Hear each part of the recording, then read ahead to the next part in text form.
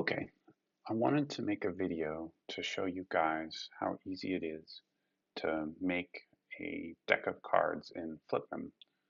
So today I was reading something and I came across the Prayer of St. Francis.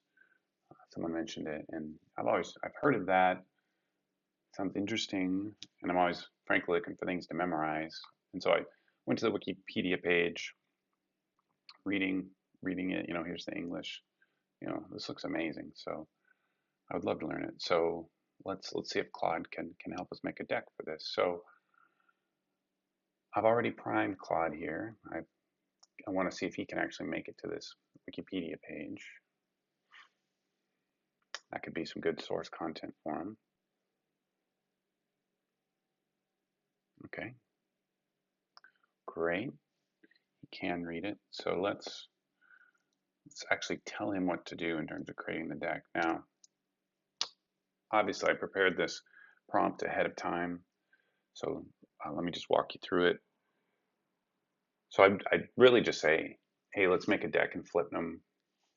Now I have the Flipnem MCP component installed in Claude desktop already. So if you just mention Flipnem or flashcards or a deck, Claude will know what you're talking about. So I say, let's make a deck for this. He knows the context. We already had him look at the prayer. I want to focus on the prayer. And then I ask him to make two source cards.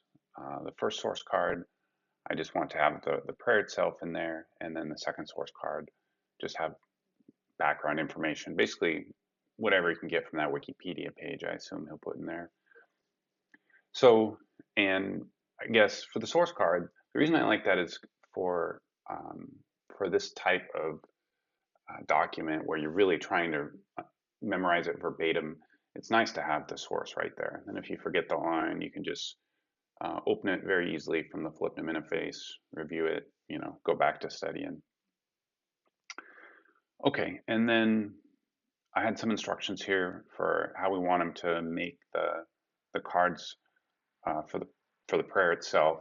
So you can see I say let's use close deletion for the lines. I wanted to make sure he did it per line and not just per word. And then I also requested that he do it kind of additively. So really the front of that card should just get bigger and bigger as we go so that we can see the whole prayer. And then, yeah, that's pretty much it. So let's see what Claude can do.